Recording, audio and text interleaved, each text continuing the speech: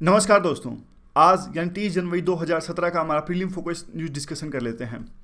Front page पे देखिए एक न्यूज़ है। ये ट्रंप ने आपको पता है ऑर्डर दिया था कि 7 मुस्लिम कंट्रीज़ में से अगर कोई माइग्रेंट्स आएंगे यूएस के अंदर पे तो उस पर इन्होंने बैन लगा दिया था। अब वहाँ की जो कोर्ट है उन्होंने इस बैन पर स्टे लगा दिया है। तो वहाँ पे एक तरह से प्रोटेस्ट हो रहा था काफ़ी ज़्यादा कि इस बैन के खिलाफ में कि कैसे आप एक धर्म के नाम पे कैसे किसी दूसरे देश से आने वाले जो माइग्रेंट्स हैं उनको मना कर सकते हो। तो ट्रंप ने कहा ये बहुत ज़रूरी है और फिलहाल ने कोर्ट ने इस पे स्टेटस को लगा दिया, यानी रोक लगाते हुए स्टे लगाते हुए उस पे स्टेटस को लगा दिया, यानी जो पहले था वही सिस्टम अभी भी कायम है। तो आगे लिंक बनेगा इसका। ये न्यूज़ वैसे इतनी इंपॉर्टेंट नहीं है लेकिन लिंक बनेगा आगे। अगली जो एक और न्यूज़ इंपॉर्टेंट है ये है इलेक्शन कमीशन से रिलेटेड है। आपको पता है 5 राज्यों में चुनाव होने वाले हैं। तो इलेक्शन कमीशन ने आरबीआई को कहा कि जिस जिस प्रकार से एक लिमिट्स है, यानी असेंबली इलेक्शंस के लिए 28 लाख रुपए तक खर्चा कर सकते हैं। यहाँ पे देखिए 28 लाख रुपए तक का खर्चा कर सकते हैं कैंडिडेट्स पंजाब, उत्तराखंड और उत्तर प्रदेश में। और ये राज्य है मणिपुर और गोवा, ये छोटे राज्य हैं। यहाँ पर एक कैंडिडेट जो इलेक्शन लड़ रहा है 20 लाख रुपए तक का खर्चा कर सकता है। लेकिन इलेक्शन कमीशन ने आरबीआई को कहा कि आपकी लिमिट्स की वजह से, जिस प्रकार से अभी रिस्ट्रिक्शंस आरबीआई ने लगाई हुई है कि एक अकाउंट से 24,000 से ज़्यादा रुपए एक हफ्ते में नहीं निकाल सकते कोई एक व्यक्ति, एक इंडिविजुअल। तो इलेक्शन कमीशन ने आरबीआई को कहा कि आप 24,000 से बढ़ा के जो कैंडिडेट इलेक्शन लड़ रहे हैं उनके लिए 2 लाख रुपए एक हफ्ता कर दीजिए, ताकि वो इलेक्शन अपना आसानी से लड़ सकें और एक हफ्ते में 2 लाख रुपए निकलवा सकें अपने बैंक खाते से। क्योंकि देखिए सारे के सारी जो कैंडिडेट्स हैं जो इलेक्शन लड़ते हैं उनको जो अपने बैंक अकाउंट है वहाँ से ट्रांजैक्शंस करनी पड़ती है। तो ये सारी ट्रांजैक्शन से कैंडिडेट्स को इलेक्शन कमीशन को दिखानी पड़ती है। तो कैश में एक लेवल के बाद में ज़्यादा वो ट्रांजैक्शंस कर नहीं सकते। लेकिन अब इशू ये है कि आरबीआई ने इस जो इलेक्शन कमीशन की रिक्वेस्ट थी उसको मना कर दिया और कहा कि नहीं, हम ऐसा नहीं कर सकते। तो इलेक्शन कमीशन ने फिर से लेटर लिखा है आरबीआई को। तो एक टकराव देखने को मिल रहा है दो इंस्टीट्यूशंस के बीच में, इलेक्शन कमीशन और आरबीआई के बीच में। इलेक्शन कमीशन कहता है कि देखिए हम कॉन्स्टिट्यूशनल बॉडी हैं और आप जो ये हमारी ड्यूटी है जो एक फेयर और प्रॉपर मैनर में इलेक्शन कंडक्ट करवाना। और हमें इस प्रकार की शिकायतें मिली हैं खास करके रूरल इलाकों में कि कैंडिडेट्स जो इलेक्शन लड़ रहे हैं उनको काफ़ी तरह की दिक्कतें आ रही हैं, उनके पास में पैसे नहीं हैं। तो आपको ऐसा करना चाहिए और जिस प्रकार से आपने हमारी रिक्वेस्ट को नज़रअंदाज किया है तो आपको फिर से इसके बारे में पुनर्विचार करना चाहिए, ऐसा कहा इलेक्शन कमीशन ने। अब देखिए ये इसको हम काफ़ी जगह यूज कर सकते हैं अपने मेंस के आंसर में, proper coordination between the institutions. और वैसे देखिए एक बात आप बताओ, अगर आरबीआई फिर से अगर इनकार कर देती है कि आरबीआई कहती है नहीं हम नहीं बढ़ाते, नहीं जो लिमिट है नहीं बढ़ाते, कर लो आपको कुछ करना हो तो बताओ कौन डिसाइड करेगा? डिसाइड तो देखिए फिर तो जुडिशरी करेगी दोनों के बीच में। इलेक्शन कमीशन कोर्ट में जाएगा और कहेगा कि आप इसे ऑर्डर दीजिए, हम जो है कॉन्स्टिट्यूशनल बॉडी है, तो जुडिशरी को ही डिसाइड करना पड़ेगा। आप इंस्टीट्यूशनल के बीच के जो प्रॉपर कोऑर्डिनेशन है उसको लेकर एक पॉइंट यूज कर सकते हो यहाँ पे, या फिर और भी काफ़ी सारे अगर मेंस में बॉडी है तो किस प्रकार से हमारा कॉन्स्टिट्यूशनल फ्रेमवर्क काम करता है, कौन किस बॉडी की चलेगी, कॉन्स्टिट्यूशनल बॉडी की ज़्यादा चलेगी या फिर स्टैट्यूटरी बॉडी की ज़्यादा चलेगी। तो उस प्रकार से ये सारी चीज़ें आप यूज कर सकते हो। अगला एक है ऑयल स्पिल हुआ था चेन्नई के डैम में। ये जगह का नाम है कारामजार पोर्ट एनोर। यहाँ पे 2 जहाज आपस में टकरा गए और एक जहाज था वो ऑयल से भरा हुआ था। तो उस ऑयल स्पिल की वजह से काफ़ी जो कछुए हैं वहाँ पे वो मारे गए, क्योंकि आपको पता है ऑयल स्पिल के कारण काफ़ी दिक्कतों का सामना करना पड़ता है। क्योंकि एक तो साफ साफ देखिए पानी के ऊपर ऑयल रहेगा तो सनलाइट नहीं मिलेगी, सनलाइट नहीं मिलेगी तो वो नीचे ऑक्सीजन नहीं मिलेगी, और भी काफ़ी जैसे उनके शरीर में जो ऑयल चला जाता है तो जो एनिमल्स होते हैं हमारे, जो मेरीन बायोडाइवर्सिटी होती है, तो और बहुत सारी दिक्कतें इनको होती हैं। और एक यहाँ पे प्रीलिम का क्वेश्चन सबसे इंपॉर्टेंट ये बनता है कि कोस्ट गार्ड जब भी कोई इस तरह की जो बायोलॉजिकल डिजास्टर होता है जो कोस्टल एरियाज में, उसको कौन कौन सी बॉडी उसको हैंडल करती है? कोस्ट गार्ड की जिम्मेदारी ये होती है, तो ये याद रखिएगा। और वो कैसे यूज कर रही है देखिए, वो ऑयल मोप स्कीमर्स और स्पॉन्ज लाइक एब्जॉर्बेंट्स यूज कर रही हैं। तो सबसे पहले तो ये ऑयल मोप स्कीमर्स क्या होता है? देखिए ऑयल स्कीमर ये ऐसा डिवाइस होता है जो ऑयल पार्टिकल्स को जो पानी के ऊपर तैर रहे हैं, क्योंकि देखिए ऑयल हमेशा पानी के ऊपर तैरता है क्योंकि डेंसिटी की वजह से। तो ये जो डिवाइस है ऑयल स्कीमर, ये अलग कर देता है जो ऑयल के पार्टिकल्स हैं उसको अलग कर देता है, नीचे जो लिक्विड है, यानी इस केस में लिक्विड है पानी, तो पानी और ऑयल को अलग अलग कर देता है। इसकी एप्लीकेशन कई जगह है, मेनली खासकर ऑयल जो ये अभी स्पिल हुआ है इसमें, और काफ़ी तरह की इंडस्ट्रीज़ में भी इसका यूज़ होता है। और दूसरा जो है वो है हमारा स्पॉन्ज लाइक एब्जॉर्बेंट्स, ये तो आपको पता ही होगा, जो स्पॉन्ज लाइक एब्जॉर्बेंट्स हैं ये बर्तन धोने में भी इनका इस्तेमाल होता है। बर्तन को धोते हैं जब चिकनाई लाने के लिए, या फिर जो तेल वगैरह जम जाता है तो उसको निकालने के लिए उसका यूज़ होता है। तो इस प्रकार के स्पॉन्ज लाइक जो एब्जॉर्बेंट्स हैं बड़े लेवल पर इनका यूज हो सकता है ऑयल स्पिल को कम करने के लिए। तो दो मेथड्स याद कर लीजिएगा, ये ऑयल मॉप स्कीमर्स, और प्रीलिम में भी अगर क्वेश्चन पूछते हैं तो याद रखिएगा। आगे जो क्वेश्चन है, आर्टिकल है, ये है तालिबान को लेकर। टेरर फंडिंग से रिलेटेड ये न्यूज़ है कि तालिबान, अब एक नया तरीका तालिबान ने खोज लिया है टेरर को, यानी जो टेररिज्म वो फैलाते हैं उसको फंड करने के लिए। वो तरीका है क्या? देखिए, अफगानिस्तान की जो स्टेट गवर्नमेंट है, यानी जो अफगानिस्तान की सत्ता है अभी जो घनी वहाँ के प्रेसिडेंट हैं, वो अपने पड़ोसी देशों से बिजली खरीदते हैं पैसा देकर, लेकिन जब बिल उस बिजली जो वो घर घर पहुंचाते हैं, और कुछ एरियाज ऐसे हैं जहाँ पे उस बिजली पहुंचाने के नाम पे बिल लेने की बात आती है जनता से, तो बिल वसूलती है तालिबान। यानी देखिए, बिजली प्रोवाइड कर रहा है वहाँ का अफगानिस्तान का गवर्नमेंट, लेकिन बिल लेता है उसका, जनता से पैसा लेता है तालिबान। तो इस वजह से एक नया सोर्सिंग का तरीका खोज लिया है तालिबान ने। इसके अलावा जो ट्रेडिशनल तरीके हैं वो तो है ही कि ड्रग ट्रेड वो वहाँ पे चलाते हैं। ओपियम की खेती आपको पता होगा कि बहुत ज़्यादा चलती है। और गोल्डन ट्रायसेंट है यहाँ पे, गोल्डन ट्रायसेंट और गोल्डन ट्रायंगल। आप बताइए गोल्डन ट्रायंगल कहाँ है? उसके बाद में देखिए ये आता है कि इलीगल जो माइनिंग होती है वहाँ पे, उससे भी ये पैसा बनाते हैं। और ये इसका आंसर आपको मिल जाएगा पीडीएफ में, और जो वेबसाइट है उस पर मिल जाएगा गोल्डन ट्रायंगल। और जो पर्शियल गल्फ स्टेट्स हैं जैसे कि दुबई वगैरह हमने पढ़ा था, यूएई, वहाँ से भी इनकी टेरर फंडिंग होती है रेमिटेंस के नाम पे। उसकी आड़ में टेररिज्म को बढ़ावा देने के लिए फंडिंग आती है, वहाँ से हवाला से भी उनके पैसे आते हैं। तो एक तरह से यही है कि इस तरह की अगर फंडिंग कुछ टाइम तक जारी रही तो वहाँ पे बैलेंस ऑफ वार जो है वो तालिबान के पक्ष में एक तरह से ज़्यादा केंद्रित हो जाएगा, क्योंकि अभी वहाँ पे लड़ाई चल रही है। एक तरह से तालिबान सत्ता को कैप्चर करना चाहता है अफगानिस्तान में, लेकिन पैसों की कमी है। तो इस प्रकार से अगर वो तरीके अपनाएगा तो जो बैलेंस ऑफ पावर है, बैलेंस ऑफ वार जो है, वो तालिबान के पक्ष में चला जाएगा। तो अगला जो वर्ल्ड पे ही आर्टिकल है, कोई खास नहीं, वैसे हमने काफ़ी डिस्कस किया हुआ है इसको। चाइना के जो थिंक टैंक्स हैं उनमें इन दिनों काफ़ी एक तरह से वाद विवाद चल रहा है इस बात को लेकर कि अमेरिका के साथ जिस प्रकार से ट्रंप ने एक एग्रेसिव रवैया अपनाया है उसको कैसे डील किया जाए। तो ये कहते हैं कि देखिए, अमेरिका अपने आप को एक्सेप्शनलिज्म के नाम पर अपने आप को अलग साबित करना चाहता है, लेकिन ये कहते हैं चाइना का जो थिंक टैंक है वो टाइम बदल गया है, आज का जो वर्ल्ड है वो बिल्कुल अलग है। और अगर यूएस ये सोचता है कि एक पूरी सिटीज़ में हम एक हिल पे खड़े हैं, हम बाकियों से अलग है, तो उसकी सोच में कहीं ना कहीं गलती है। अब चाइना वही बात करता है जिस प्रकार से चाइना के राष्ट्रपति ने एक speech the world economic forum के मुद्दे पर। उन्होंने ग्लोबलाइजेशन को पूरी तरह से सपोर्ट किया था। उन्होंने कहा था कि देखिए उन्होंने कहा था कि देखिए, ग्लोबलाइजेशन जो है उसने इनकम्स को रीडिस्ट्रीब्यूट किया है इनकम को, और कहीं ना कहीं जो lower rungs of the society है उनके लिए फायदा लेकर आया ग्लोबलाइजेशन, और इस ग्लोबलाइजेशन ने यूएस को भी फायदा पहुंचा है। आज वही यूएस इस ग्लोबलाइजेशन का विरोध कर रहा है। तो वहां के थिंक टैंक में ये डिबेट है, मेंस के लिए इंपॉर्टेंट है, प्रिय नहीं। अब एक सुबह हमने रेलवे के जो सेफ्टी फंड को डिस्कस किया था, उससे रिलेटेड कुछ नए पॉइंट्स हैं, प्रीलिम में भी पूछ सकते हैं। देखिए, रेलवे मिनिस्ट्री अब आने वाले बजट को, जो बजट परसों आएगा, उसमें रेलवे की सेफ्टी के लिए जो सेफ्टी फंड इस्टाब्लिश होने जा रहा है उसके लिए कुछ बजटरी प्रावधान कर सकता है। तो कई चीज़ों को देखते हुए वो बजट का प्रावधान होगा, जैसे कि रिहेबिलिटेशन वर्क है रेलवेज का, और जैसे कि ट्रैक इंप्रूवमेंट, जो फ्रैक्चर आ जाता है उसकी ट्रैक्स की इंप्रूवमेंट, ब्रिज रिहेबिलिटेशन, जो रेलवे ब्रिज होते हैं उनको रिहेबिलिटेट करना, और स्टॉक रिप्लेसमेंट, जो पुराने सामान है रेलवे उनको रिप्लेस करना। इवन जो काफ़ी जो एम्प्लॉयज़ हैं, एम्प्लॉयज़ की कमी है, स्टाफ की कमी है रेलवेज़ में, उनको भी ह्यूमन रिसोर्स पावर को बढ़ाना, उनको ट्रेनिंग वगैरह देना, स्किल्ड उनकी इंप्रूव करना। और जो इंस्पेक्शन सिस्टम है काफ़ी ज़रूरी है रेलवेज़ की सेफ्टी के लिए, उसे भी दुरुस्त करना। और इवन जो सेफ्टी वर्क है लेवल क्रॉसिंग्स पे, फाटक वगैरह पे सेफ्टी को इंश्योर करना। तो ये 6 पॉइंट हैं, सुबह में ऐड कर लेना, ज़बरदस्त आंसर बन जाएगा अपना। 6 पॉइंट्स ये हैं, सुबह भी काफ़ी सारे पॉइंट्स डिस्कस किए थे, ठीक है, इसको रट्टा मार लेना। आगे देखिए, जो ये फंड का नाम है राष्ट्रीय रेल संरक्षा कोष, और नेशनल रेल सेफ्टी फंड, यानी राष्ट्रीय रेल संरक्षा कोष। तो अब देखिए, रेलवे मिनिस्ट्री कहती है कि देखिए, कुछ तो फंड का इंतजाम हम कर दें, फाइनेंस मिनिस्ट्री कहती है कुछ फंड का इंतजाम तो हम कर देंगे, बाकी फंड का आपको अपने आप से जुगाड़ करना पड़ेगा, यानी अपने आप से अरेंज आपको करना पड़ेगा। और ये फाइनेंस मिनिस्ट्री कहाँ से अरेंज करेगी? फाइनेंस मिनिस्ट्री कहती है कि 10,000 करोड़ जब हम आपको देंगे, वो देंगे सेंट्रल रेलवे फंड से। सेंट्रल रेलवे फंड से कैसे? देखिए, सेंट्रल रेलवे फंड में जो वो पैसा जमा होता है, ये डीजल और पेट्रोल पे एक पर्टिकुलरली सेस लगाते हैं। सेस लगा के जो पैसा इकट्ठा होता है वो जाता है, डीजल और पेट्रोल पर जो सेस लगता है वो पैसा इकट्ठा होता है सेंट्रल रोड फंड में, सेंट्रल रोड फंड में, और इसे इंफ्रास्ट्रक्चर को इंक्रीज करने में इसका यूज होता है। तो अब ये कहते हैं कि फाइनेंस मिनिस्ट्री रेलवे को कह रही है कि बाकी पैसा आप अपने हिसाब से जुटाइए।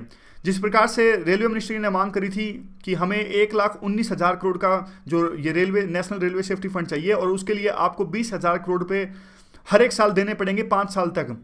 लेकिन उन्होंने जिस प्रकार से हमने ऊपर डिस्कस किया कि उन्होंने कहा कि देखिए सारा पैसा हम नहीं आपको दे सकते। तो एक एग्जांपल के तहत ये बाद में बता रहे हैं। ये कहते हैं कि 2001 में भी फाइनेंस मिनिस्ट्री ने ऐसा ही कहा था कि कुछ पैसा हम अरेंज करते हैं, कुछ आप अपने आप से अरेंज कीजिए। उस टाइम पे 17,000 करोड़ रुपए इकट्ठे करने थे। तो देखिए, ये फंड्स वगैरह इंपॉर्टेंट नहीं है, बस जो पूरी कहानी समझने के लिए है। अब जैसे इस बार रेलवे ने कहा कि हमें 1,19,000 करोड़ की आवश्यकता है। 2001 में एक जो कमेटी की रिपोर्ट थी, काकोडकर कमेटी की रिपोर्ट थी, उस टाइम पे इनको 17,000 करोड़ रुपए इकट्ठे करने थे। उसमें से 5,000 करोड़ रुपए तो देखिए रेलवे ने अपने आप से इकट्ठे किए, और 12,000 करोड़ रुपए जो फाइनेंस मिनिस्ट्री है उन्होंने दिए। तो उस टाइम पे इन्होंने क्या किया था, जो टिकट्स हैं उन पे सेस लगाया था। जैसे सेकंड क्लास की जो ऑर्डिनरी है उस पर 1 रुपये का एक्स्ट्रा सेस लगाया था, 2 रुपये का सेकंड क्लास मेल पे। तो ये है, बस कहानी समझने के लिए है, ज़्यादा आप याद मत रखिएगा जो फिगर्स हैं।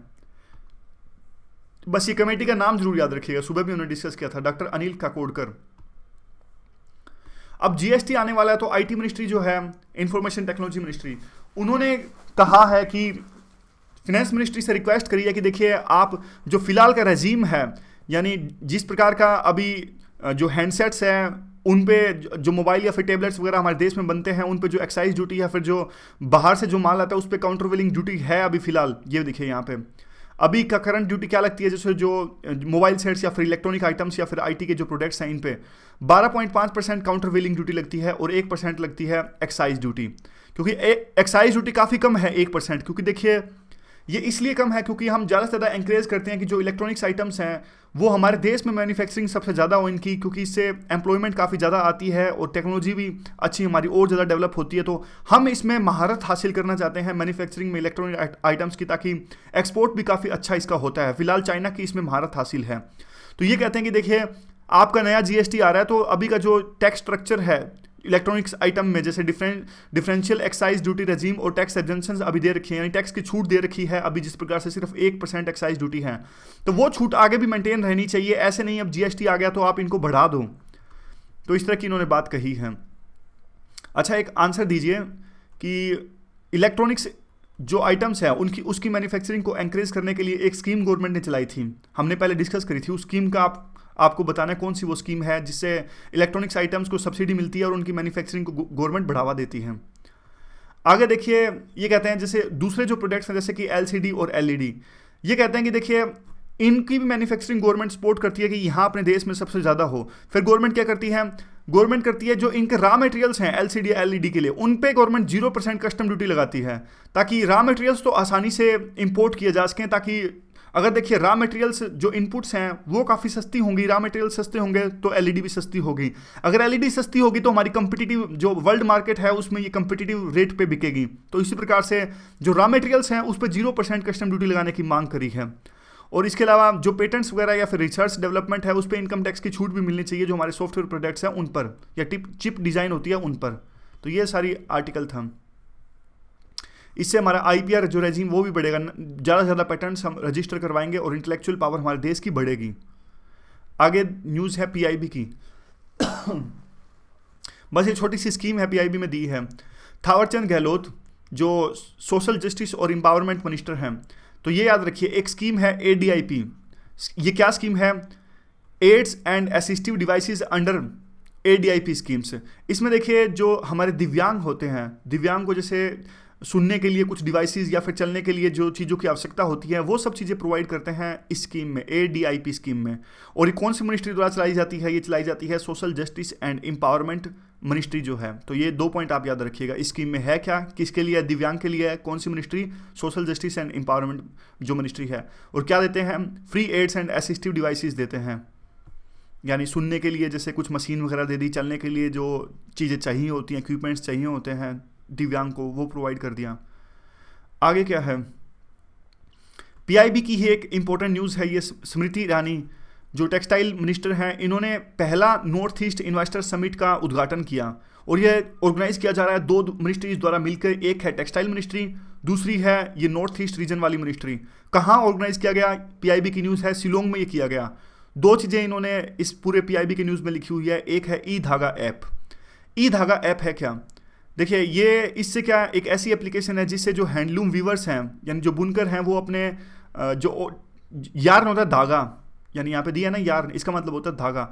जो धागा इन्होंने ऑर्डर किया है उसके पूरे ऑर्डर को ट्रैक कर सकते हैं और ऑनलाइन जैसे है वो पूरा मॉनिटर कर सकते हैं और डिजिटल की सहायता से अपने बिजनेस को बढ़ावा दे सकते हैं। ये यहाँ पे देखिए, enable them to transact business any time, कहीं भी बिजनेस कर सकते हैं। तो वीवर कैन सेंड देयर, अपनी जो है सारा कुछ डेटा भेज सकते हैं या फिर अपना काफ़ी जो स्पेसिफिकेशंस हैं इनके बिजनेस की वो भेज सकते हैं। इसके इनका बिजनेस बढ़ेगा, कहने का मतलब यही है। एक जो दूसरी चीज़ इन्होंने लॉन्च करी है वो है बुनकर मित्रा। बुनकर मित्रा एक तरह की हेल्पलाइन है हैंडलूम वीवर्स के लिए। तो ये इंपॉर्टेंट है, पीआईबी में जो ये न्यूज़ आती हैं वो इंपॉर्टेंट होती हैं काफ़ी। जैसे क्वेश्चन आ जाएगा यूपीएससी प्रीलिम में कि बुनकर मित्रा क्या है। अब बुनकर से तो हमें पता लग जाएगा कि बुनकर हैं तो वीवर्स हैं, तो कहीं ना कहीं टेक्सटाइल मिनिस्ट्री से रिलेटेड है। लेकिन वो भी फंसाने के लिए स्मार्ट हैं, वो कोई इस तरह के ऑप्शंस देंगे। It is a kind of subsidy, कि क्या ये एक सब्सिडी है जो प्रोवाइड की जा रही है गवर्नमेंट के द्वारा। दूसरा ऑप्शन ये होगा कि ये जो है स्किल्स डेवलपमेंट की चीज़ है। तीसरा ऑप्शन ये होगा कि क्या ये हेल्पलाइन है। तो हाँ, ये हेल्पलाइन है। तो ऑप्शन काफ़ी क्लोज बनाते हैं वो, हम कंफ्यूज हो जाएंगे वहाँ पे बुनकर मित्रा देख के। तो याद रखिएगा। एक और जो चीज़ हुई, एक इन्होंने इंडिया हैंडमेड बाज़ार का जो एक इस नाम का पोर्टल है उसको भी उद्घाटन किया। इससे अब जो ये स्मॉल लेवल जो बुनकर हैं, वीवर्स हैं, अपने सामान को पूरे वर्ल्ड में कहीं भी बेच सकते हैं। तो एक जो मिडिल मैन की जो चेन होती है जिससे इनके प्रोडक्ट्स काफ़ी महंगे हो जाते हैं, लेकिन उसका फ़ायदा इनको गरीब बुनकर्स हैं उनको नहीं मिल पाता, तो वो अब फ़ायदा मिल पाएगा क्योंकि एक डायरेक्टली कस्टमर्स को बेचेंगे और वर्ल्ड लेवल पे इनको पहचान जो ऑलरेडी मिली हुई है उसका फ़ायदा उठा के। क्योंकि आपको पता होगा जैसे ये जो हैंडमेड प्रोडक्ट्स होते हैं, जो हैंडीक्राफ्ट होती है, इसकी काफ़ी वैल्यू होती है ना सिर्फ इंडिया में बल्कि वर्ल्ड मार्केट्स में भी। तो ये डायरेक्ट बेचेंगे तो इनको ज़्यादा फायदा होगा, इनके बिजनेस को बढ़ावा मिलेगा। तो आज की स्कीम क्या है? आज की स्कीम है हरिदय, HRIDAY, heritage city development and augmentation योजना। तो क्या करते हैं इसमें? सबसे पहले तो ये याद रखिए कौन सी मिनिस्ट्री द्वारा इसे चलाया गया है। इसे चलाया गया है मिनिस्ट्री ऑफ अर्बन डेवलपमेंट। तो इसमें देखिए 12 ऐसे सिटीज़ जो हैं, ऐसे शहरों का चयन किया गया है जिसके जो इंफ्रास्ट्रक्चर को डेवलप करेगा जो ये मिनिस्ट्री है, मिनिस्ट्री ऑफ अर्बन डेवलपमेंट। कौन कौन से इंफ्रास्ट्रक्चर को, जैसे एग्जांपल के तौर पे देखिए water supply, street lights, electrical supply, sanitation, साफ सफाई, फुटपाथ जो फुटपाथ पे चलते हैं, जो टूरिस्ट जो पर्यटन के जो स्पोर्ट्स होते हैं वो, इवन सुरक्षा और ड्रेनेज, ये सारी चीज़ें इंफ्रास्ट्रक्चर को मजबूत करेगा हृदय स्कीम। अब कौन कौन सी 12 सिटीज़ इसमें शामिल हैं यहाँ पे देखिए। अब 12 सिटी के नाम तो आपको याद करने की आवश्यकता नहीं है, नहीं पूछेंगे बिल्कुल भी। ये देखिए अमृतसर, मथुरा, अजमेर, वाराणसी, द्वारका, और ये सारे जो हैं स्टेट के नाम भी दिए हैं। फिजिकल इंफ्रास्ट्रक्चर जो है, जैसे कोई ब्रिज वगैरह बनाना है या फिर कुछ और दूसरा इंफ्रास्ट्रक्चर क्रिएट करना है उसको। और इंस्टीट्यूशनल, यानी जो गवर्नमेंट के इंस्टीट्यूशंस हैं वो काम कर रहे हैं वहाँ पे। और इकोनॉमिक इंफ्रास्ट्रक्चर, बिजनेस वगैरह, और सोशल इंफ्रास्ट्रक्चर, जैसे कैसा भाईचारा है वहाँ पे शहर के अंदर में। तो ये सारी चीज़ें हैं वो इस हृदय स्कीम के अंडर में डेवलप की जाएगी ताकि पर्यटन को बढ़ावा मिल सके। और ये चलाई जा रही है अर्बन मिनिस्ट्री के द्वारा। तो ये शहर हैं, शहर आप दोबारा से भी देख सकते हो। अजमेर में आपको पता है कि जो दरगाह है काफ़ी फेमस है वहाँ पे। अमरावती में जो है स्तूप वगैरह हैं, अमृतसर में गोल्डन टेम्पल है। तो ये सारे, बदामी में केव्स भी हैं, द्वारका में श्री कृष्ण के लिए फेमस है, गया जो है वो बुद्धा के लिए फेमस है, यहाँ पर वो महाबोधि टेम्पल भी है। और उसके बाद में कांचीपुरम आपको पता है जो मंदिर वगैरह के लिए काफ़ी फेमस है। ये सारे कुछ ना कुछ फेमस है, तो आर्ट एंड कल्चर के लिए काफ़ी इंपॉर्टेंट है ये। लेकिन ऐसे क्वेश्चन आएगा नहीं कि शहरों के नाम बताइए, तो पर्टिकुलर जो अंदर जो लोकेशंस हैं वो फेमस हैं, ऐसे थोड़ा ना पूछेंगे कि कौन कौन से वो शहर शामिल हैं। एक और भी स्कीम है, वैसे प्रसाद भी स्कीम गवर्नमेंट ने चलाई है, तो कल प्रसाद डिस्कस करेंगे। आज की इन्वायरमेंट की ऑर्गेनाइजेशंस है नेशनल टाइगर कंजर्वेशन अथॉरिटी। देखिए ये नेशनल टाइगर कंजर्वेशन अथॉरिटी बनाई गई थी, देखिए दिसंबर 2005 में। किसकी रिकमेंडेशन पे? एक टाइगर टास्क फोर्स थी जो कि प्राइम मिनिस्टर ने बनाई थी उस टाइम पर, टाइगर की पॉपुलेशन को बढ़ावा देने के लिए। उसने ये रेकमेंड किया कि प्रोजेक्ट टाइगर के अंतर्गत में आप एक दोबारा से रिफॉर्मुलेट करिए और एक बॉडी की स्थापना कीजिए जिसका नाम बाद में रखा गया नेशनल टाइगर कंजर्वेशन अथॉरिटी। 2005 में इसे बनाया गया। और एक पॉइंट यहाँ पे है कि वो तो हम बाद में डिस्कस करेंगे। 1973 में प्रोजेक्ट टाइगर की स्थापना की गई थी, तो प्रोजेक्ट टाइगर आज भी चल रहा है, लेकिन वो बार बार काफ़ी चेंजेस उसमें आ गए हैं। और इस अथॉरिटी को बनाने में वाइल्ड लाइफ एक्ट 1972 को चेंज किया गया था। और सबसे जो इंपॉर्टेंट वो है, इसका मिनिस्टर कौन है, इसका जो चेयरमैन वो कौन है, इसका चेयरमैन है minister for environment and forest. ये सबसे इंपॉर्टेंट पॉइंट है, इसे याद रखिएगा प्रीलिम के लिए खासकर। 8 एक्सपर्ट्स इसमें होते हैं और क्वालिफिकेशन होती है वो बिल्कुल वाइल्ड लाइफ में एक्सपर्ट होने चाहिए, कंजर्वेशनल इरा कुछ इस तरह से, जो इनकी जो गाइडलाइंस है उसके हिसाब से 8 एक्सपर्ट्स होने चाहिए। तो ये याद रखिएगा आप, नेशनल टाइगर कंजर्वेशन अथॉरिटी। तो आर्टिकल देख लेते हैं।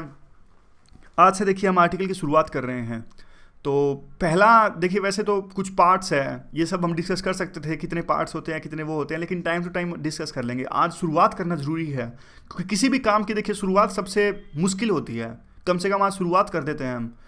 देखिए 22 पार्ट्स इसके होते हैं, और 22 पार्ट्स में से आपको सारे के सारे ऐसे, मतलब कौन कौन सा पार्ट है, ये तो पीसीएस में पूछ लेते हैं। जैसे आपका लोकल पीसीएस होता है ना, जो स्टेट का एग्जाम होता है, उसमें डायरेक्ट पूछ लेते हैं कि कौन सा पार्ट क्या कहता है। यूपीएससी वाले ऐसे नहीं पूछते, यूपीएससी वाले शेड्यूल तो पूछ लेते हैं। खैर याद हो जाए तो अच्छा ही है, कोई चीज़ अगर याद हो जाती है तो कोई इसमें बुराई है नहीं। तो देख लीजिए एक बार कि यूनियन टेरिटरी फर्स्ट होता है, फिर सिटीजनशिप, फंडामेंटल राइट्स, वो तो धीरे धीरे हम आर्टिकल्स डिस्कस करेंगे तो ऑटोमेटिक जो पार्ट है वो याद होते जाएंगे। आज जैसे पहला आर्टिकल डिस्कस करेंगे, फर्स्ट आर्टिकल, तो पहला पार्ट आपको याद हो गया कि पहले से जो 4 आर्टिकल्स हैं वो पहले पार्ट में आते हैं, जिसका नाम है यूनियन एंड टेरिटरीज एक्ट। आगे जब सिटीजनशिप डिस्कस करेंगे तो दूसरा पार्ट, ऐसे ऐसे धीरे धीरे पार्ट्स ऑटोमेटिक आपको याद होते जाएंगे। और इसके अलावा ये भी पार्ट्स ही हैं। तो आज पहला पार्ट हम डिस्कस करेंगे यूनियन एंड टेरिटरीज। उससे पहले प्रीएम्बल भी आता है। प्रीएम्बल को 2 बार चेंज किया गया है, प्रीएम्बल को 1 बार चेंज किया गया है 1976 में। उसमें वर्ड्स ऐड किए गए थे जैसे कि सोशलिस्ट और सेकुलर। और 42वीं कॉन्स्टिट्यूशनल अमेंडमेंट थी, ये 1976 में की गई थी। और शेड्यूल कितने हैं, शेड्यूल तो यूपीएससी ने काफ़ी बार पूछे हैं, इवन 2014 में पूछा था कि जो 10वां शेड्यूल है वो किस चीज़ का है। तो शेड्यूल तो देख ही लीजिए। देखिए पहले शेड्यूल में तो सारी टेरिटरीज़ का ये है, कौन कौन सा एरिया हमारे देश में है। जैसे कि ये देखिए list and state and territories, कौन कौन से स्टेट्स हैं, कौन कौन सी टेरिटरीज़ हैं, जो ना सिर्फ अभी है और बल्कि जैसे पहले कौन कौन, सारी डिटेल्स इसमें है टेरिटरी से रिलेटेड। और सेकंड शेड्यूल में क्या है, सेकंड शेड्यूल में ये है कि सैलरीज कितनी है। कई जैसे पब्लिक ऑफिशियल्स, जजेस वगैरह, या फिर कैग के जो हैं हमारे कंट्रोलर एंड ऑडिटर जनरल, इनकी सैलरीज के बारे में सेकंड शेड्यूल में डिस्कस किया गया है। थर्ड शेड्यूल में डिस्कस किया गया है कि जो शपथ वगैरह लेते हैं ऑफिशियल्स और जजेस जो हैं। तो देखिए आप पीसीएस में काफ़ी डीप में चले जाते हैं। यहाँ पे एक पीसीएस में क्वेश्चन पूछा था कि थर्ड शेड्यूल में जो दिया गया है, शपथ ली जाती है, शपथ का जो ब्यूरो गिवन है वहाँ पे, क्या उसमें गवर्नर भी शपथ लेते हैं कि नहीं लेते हैं। तो देखिए यूपीएससी वैसे इतने डिटेल से नहीं पूछती। फोर्थ शेड्यूल किस लिए है, फोर्थ शेड्यूल में राज्यसभा की सीट्स एलोकेशन है। जैसे कि किस स्टेट में राज्यसभा के कितनी सीट दी गई है, जैसे दिल्ली में 4 है, हरियाणा में 5 है और 31 यूपी में है राज्यसभा की सीट्स। तो इस प्रकार से कितना कितना एलोकेशन है राज्यसभा की सीट्स का हर एक स्टेट के अंदर में, वो गिवन है चौथे शेड्यूल के अंदर में।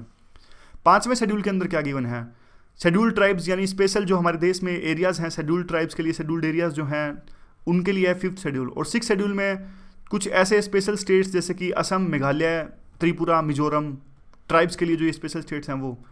और 7th शेड्यूल में तो कितनी पावर कैसे कैसे डिवाइडेड है यूनियन के बीच में, स्टेट के बीच में, और कॉन्करेंट लिस्ट में कौन कौन सी आती है, यानी किस क्षेत्र में जो लॉ है वो स्टेट गवर्नमेंट बना सकती है, किस एरिया में जो लॉ है वो कानून जो है यूनियन गवर्नमेंट बना सकती है, और कौन से ऐसे एरियाज़ हैं जिस पे दोनों लॉ बना सकती हैं। जैसे कॉन्करेंट लिस्ट में एक इशू था अभी, प्रिवेंशन ऑफ जो क्रुएल्टीज़ एक्ट था, जिस पे जल्लीकाटू का जो कानून था, जिस पे अभी तमिलनाडु ने कानून बनाया था, वो कॉन्करेंट लिस्ट में आता है। तो ये सारी चीज़ें गिवन होती है 7th शेड्यूल में। 8वें शेड्यूल में सारी लैंग्वेजेस गिवन है। 9th शेड्यूल में काफ़ी सारे जैसे जो एक्ट एंड रेगुलेशन है। पहले क्या होता था, देखिए 9th शेड्यूल में जब कुछ सुप्रीम कोर्ट कुछ ऑर्डर देता था और गवर्नमेंट नहीं चाहती थी कि इस पे देखिए कि जुडिशरी जो है वो इस पे इंटरफेयर करे, तो ये 9th शेड्यूल स्पेशल उसी के लिए बनाया गया था। और इसमें वो सब चीज़ें इसमें डाल देते थे गवर्नमेंट वाले की जिस पे गवर्नमेंट चाहती थी कि जुडिशरी इसमें इंटरफेयर ना करें। जैसे कि तमिलनाडु को आज तमिलनाडु में 69% रिजर्वेशन है, 69% रिजर्वेशन है तमिलनाडु के अंदर में। और खैर इंदिरा साहनी की जजमेंट है कि 50% से ऊपर रिजर्वेशन नहीं हो सकता। तो फिर कैसे पॉसिबल है ये बात, क्योंकि देखिए गवर्नमेंट ने ये चीज़ 9th शेड्यूल में डाली हुई है। 9th शेड्यूल में जो चीज़ डल जाती थी पहले 1973 तक, उस पर जुडिशरी कुछ बोल नहीं सकती थी, लेकिन बाद में जुडिशरी ने इस पर अपना वर्डिक्ट दिया और जुडिशरी ने कहा कि देखिए कोई भी ऐसी चीज़ है ही नहीं जो हमको, जिस पे हमारा जुडिशियल रिव्यू एप्लीकेबल ना हो। तो जुडिशरी ने गवर्नमेंट को कहा कि 9 शेड्यूल के अंदर में, जिससे आप कहते हो कि जो चीज़ 9 शेड्यूल में डल गई हम उस पर जुडिशियल रिव्यू नहीं कर सकते, ये बात गलत है। लेकिन जुडिशरी ने एक बात कहा कि 1973 से पहले जो आप इस 9 शेड्यूल में डाल चुके हो हम उस पर कुछ नहीं बोलेंगे, लेकिन आज कोई भी ऐसी चीज़ नहीं है जिस पर हम अपना जुडिशियल रिव्यू ना दे सकें। तो 1973 से पहले ही तमिलनाडु में 69% जो रिजर्वेशन है वो दिया जा चुका है। तो इस प्रकार से ये सिर्फ एक एग्जाम्पल देने के लिए है, बाद में आएगा तो डिटेल में भी इसमें डिस्कस करेंगे 9 शेड्यूल को। 10th शेड्यूल है वो है 10th schedule anti defection law के लिए। किस प्रकार से अगर कोई जो मेंबर्स हैं पॉलिटिकल पार्टीज के मेंबर्स वो पार्टी चेंज करते हैं तो किस प्रकार से वो डिस्क्वालीफाई हो जाएंगे, ये सब चीज़ें डील करता है 10th शेड्यूल।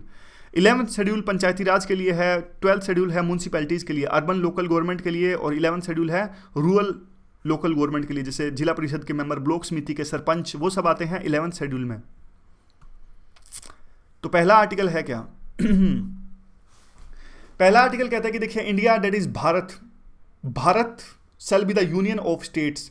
अब एक बात बताइए, यहाँ पे यूनियन ऑफ स्टेट्स का क्या मतलब है? तो इंडिया फेडरलिज्म, तो यहाँ पे यूनियन क्यों लिखा है? तो यूनियन देखिए साफ साफ इसलिए लिखा है सॉरी, क्योंकि ध्यान से सुनिएगा, अब मैं जो बोलने जा रहा हूँ वो ध्यान से सुनिएगा। India is the indestructible union of destructible states. तो दोबारा बोलता हूँ, देखिए, इंडिया जो है इंडिस्ट्रक्टिबल यूनियन है और जो स्टेट्स हैं वो डिस्ट्रक्टिबल हैं। इसका क्या मतलब है? इसका मतलब ये है कि देखिए, जो हमारा जो मॉडल है फेडरलिज्म का वो यूएस से बिल्कुल अलग है। अब आपको पता होगा यूएस में क्या हुआ था, अगर आपने अमेरिकन रेवोल्यूशन पढ़ा हो तो वहाँ के जो 50 स्टेट्स थे उन्होंने मिलकर डिसाइड किया था कि ठीक है, हम एक बनाते हैं, एक देश का हम निर्माण करते हैं जिसका नाम उन्होंने लिखा यूनाइटेड स्टेट्स ऑफ अमेरिका, यानी यूनाइटेड है वो, यूनाइटेड स्टेट्स ऑफ अमेरिका। तो उनमें क्या है, अब यूएस जो है वो अपने 50 जो इनके स्टेट्स हैं उसमें कोई फेरबदल नहीं कर सकता यूएस, समझ गए? लेकिन हमारे साथ ऐसा नहीं है, हमारे भारत देश को कोई नहीं तोड़ सकता, इसलिए ये है इंडिस्ट्रक्टेबल।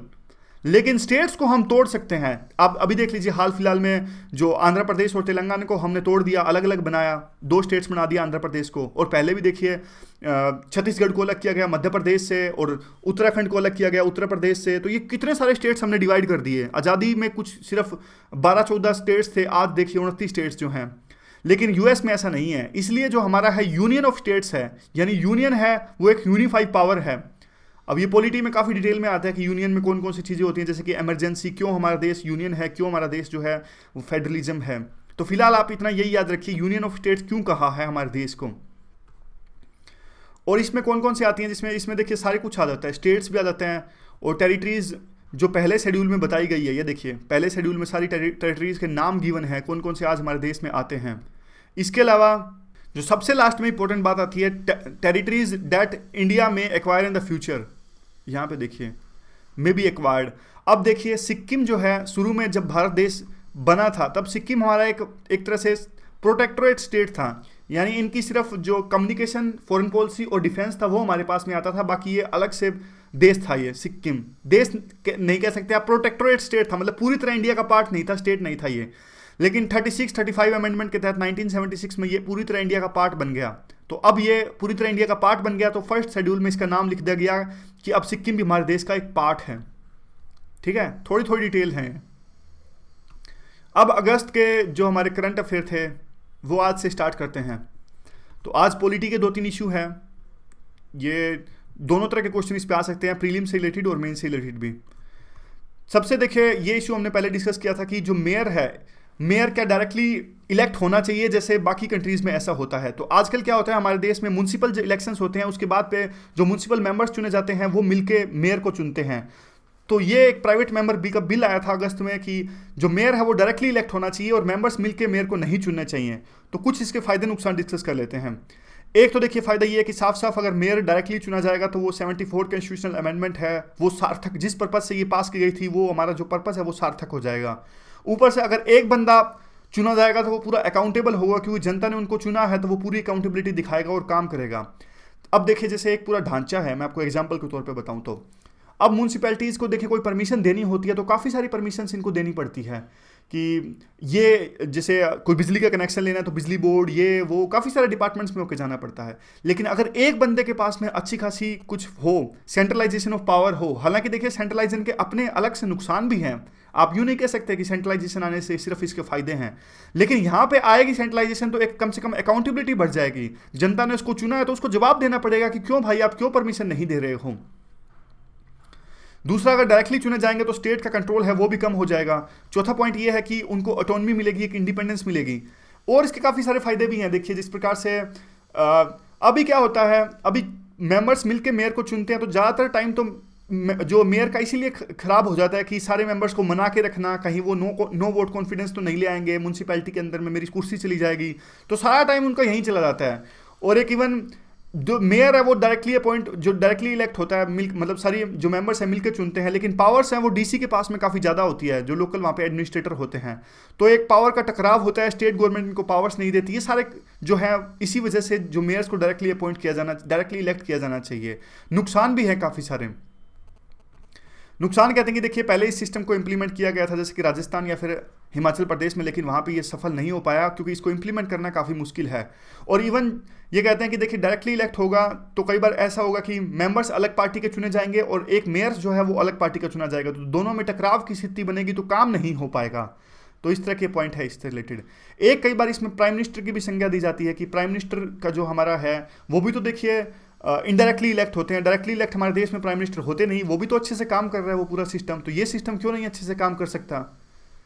और अगला जो आज का करंट अफेयर अगस्त का वो है कम्पिटिटिव फेडरलिज्म का। साफ साफ पूछ सकते हैं प्रीलिम में भी और मेंस में भी, कम्पिटिटिव फेडरलिज्म आखिरकार होता क्या है। तब जब देखिए सेंटर और स्टेट्स या फिर डिफरेंट स्टेट आपस में कॉन्स्टिट्यूशन के दायरे में रहकर इकोनॉमिक बेनिफिट्स के लिए आपस में कंपटीशन करते हैं तो उस चीज़ को कहते हैं कम्पिटिटिव फेडरलिज्म। तो अब इस बात के काफ़ी सारे एग्जाम्पल्स आप दे सकते हैं। जीएसटी देख लीजिए, अब पहले जीएसटी के लिए मना कर रहे थे स्टेट्स क्योंकि उनको लगता था कि सेंट्रल गवर्नमेंट उनका रेवेन्यू खा जाएगी, लेकिन अब दोनों मान गए हैं, सेंट्रल गवर्नमेंट और स्टेट गवर्नमेंट्स में आपस में कंपटीशन किस प्रकार से रेवेन्यू को बढ़ाया जाए। और कई बार देखिए इस प्रकार से भी कम्पिटिटिव फेडरलिज्म को देखने को मिलता है कि अब स्टेट्स के जो चीफ मिनिस्टर्स हैं वो भी अलग अलग देशों की यात्रा पर जाने लगे हैं और अपने अपने स्टेट्स के लिए वो इन्वेस्टमेंट की मांग करने लगे हैं और वहाँ पे जाके एंगेज करने लगे हैं दूसरे देशों के साथ में डायरेक्टली। तो ये भी एक अच्छी चीज़ है। और इवन वो अपने अपने स्टेट्स में जो जैसे वाइब्रेंट गुजरात, वाइब्रेंट हरियाणा, ये सारे जो हैं समिट भी ऑर्गेनाइज करवाते हैं ताकि ज़्यादा से ज़्यादा इन्वेस्टमेंट इनकी स्टेट्स में आए।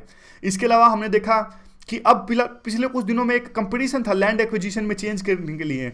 महाराष्ट्र ने चेंज किया, गुजरात ने चेंज किया, हरियाणा ने चेंज किया इसको, इसलिए क्योंकि अगर लैंड एक्विजिशन अच्छी लैंड पॉलिसीज होंगी तो ज़्यादा बिजनेस उनके स्टेट्स में आएगा। इवन लेबर लॉज का केस ले लीजिए आप, लेबर लॉज को आसान बनाने के लिए आपस में स्टेट्स का कंपटीशन है कि किस प्रकार से जो लेबर लॉज हैं इस प्रकार से बनाए जाएं कि ज़्यादा से ज़्यादा इंडस्ट्रीज हमारे स्टेट्स में आएँ।